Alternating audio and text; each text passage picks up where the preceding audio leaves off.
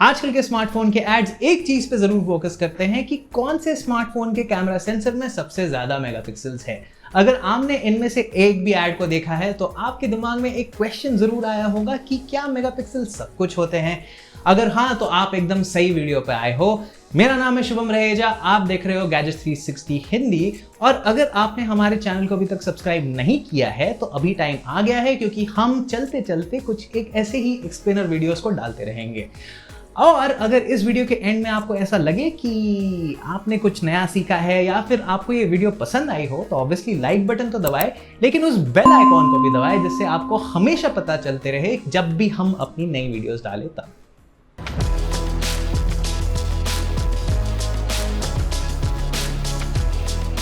शुरू करते हैं ये समझने से कि मेगापिक्सल्स आखिर होते क्या हैं। इस सुंदर सी फोटो में आप देख सकते हो कि मेगापिक्सल्स है दोनों, इस तरफ और इस तरफ। दोनों नंबर्स को अगर आप मल्टीप्लाई करोगे तो आपको मिलेगा ये नंबर या लगभग 12 मेगापिक्सल्स। यहां मेगा का मतलब है मिलियन। पर उसी सवाल को वापस दोहराते हैं कि क्या मेगापिक्सल्स सब कुछ होते हैं। ये समझने के लिए आपको ये देखना होगा कि आप अपने कैमरा को किसके लिए इस्तेमाल कर रहे हो। क्या ये फोटोज आप प्रोफेशनली दिखाओगे किसी हाई क्वालिटी प्रिंट पे या फिर किसी बड़े से डिस्प्ले पे, या फिर ये फोटोज आप तब देखोगे जब आप अकेले दुखी हारे घर पे बैठे होते हो। अगर आपका जवाब है प्रोफेशनली तो ज़्यादा मेगापिक्सल्स आपकी काफ़ी मदद कर सकते हैं। अगर आपके फोटो में ज़्यादा पिक्सल्स होंगे तो आप उस फोटो के साथ कहीं ज़्यादा खुराफत कर पाओगे। मेरा मतलब है आपके पास फोटो एडिटिंग के लिए थोड़ा और डेटा होगा और क्रॉपिंग, रीटचिंग और कंपोजिटिंग आसानी से कर पाओगे बिना डिटेल्स खोए। लेकिन ज़्यादा मेगापिक्सल्स होने से कुछ दिक्कतें भी आती है। क्योंकि आप इतना डेटा कैप्चर कर रहे हो, आपके फ़ोन को चाहिए होगी उतनी ही ज़्यादा प्रोसेसिंग पावर। इसलिए अगर आप बहुत हाई रेजोल्यूशन की फ़ोटोज़ क्लिक करते हो 64 या 108 मेगापिक्सल्स वाली, तो आपको एक्चुअली दिखेगा कि आपका फ़ोन 1-2 सेकंड के लिए सांस लेने लगा है। आप ऑटो फोकस के अंदर भी कुछ एक इश्यूज देखोगे इसी प्रॉब्लम की वजह से। इनफैक्ट कई सारे सैमसंग गैलेक्सी S20 अल्ट्रा के यूनिट्स में ये देखने को मिला था, लेकिन हमारे यूनिट में ये प्रॉब्लम नहीं थी।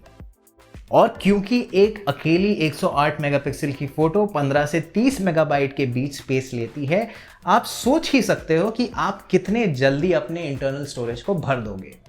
लेकिन ये सारी प्रॉब्लम्स बहुत ही मामूली लगती है जब आप लो लाइटिंग के अंदर फोटो खींचने लगते हो, क्योंकि लो लाइटिंग के अंदर आपका कैमरा चूज करता है हाई ISO। अब ISO क्या होता है? ISO बेसिकली होता है आपके कैमरा के लाइट को कैप्चर करने की क्षमता। अगर आप लो लाइटिंग के अंदर फोटो खींचोगे तो आप देखोगे कि आपका जो कैमरा है वो ब्राइटनेस बढ़ाने की जगह आपके फोटो के अंदर छोटे छोटे सफेद सफेद दाने डालने लगता है, जिसको हम ग्रेन या नॉइज कहते हैं। पर ऐसा क्यों होता है कि हाई मेगापिक्सल सेंसर लो लाइट में स्ट्रगल करते हैं? टाइम आ गया है एक एक्सप्लेनेशन का। मैं बना रहा हूं ये रेक्टेंगल जिसमें थोड़े और स्क्वायर्स हैं।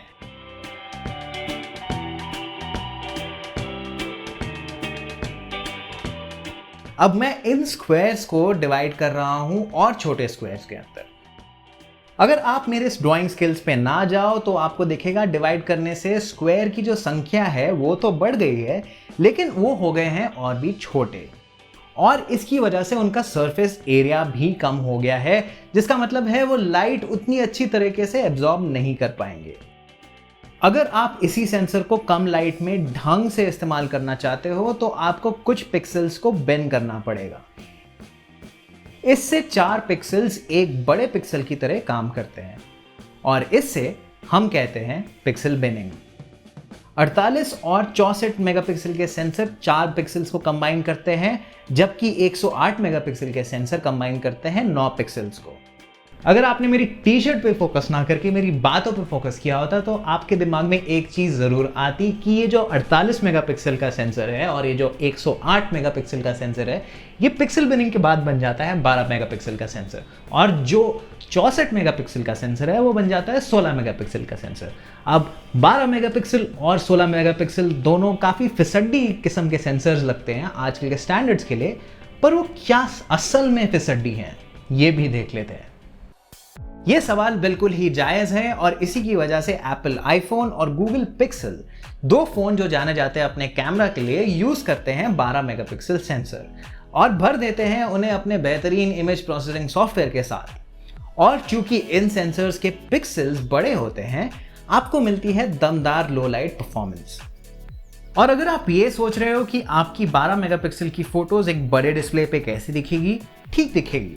नंबर्स को देखो तो एक फोटो को सिर्फ 8.5 मेगापिक्सल्स का होना पड़ेगा एक 4K डिस्प्ले भरने के लिए, और उतने ही मेगापिक्सल्स एक क्वाड HD डिस्प्ले को भी भर सकती है जो आपके फोन पे होती है।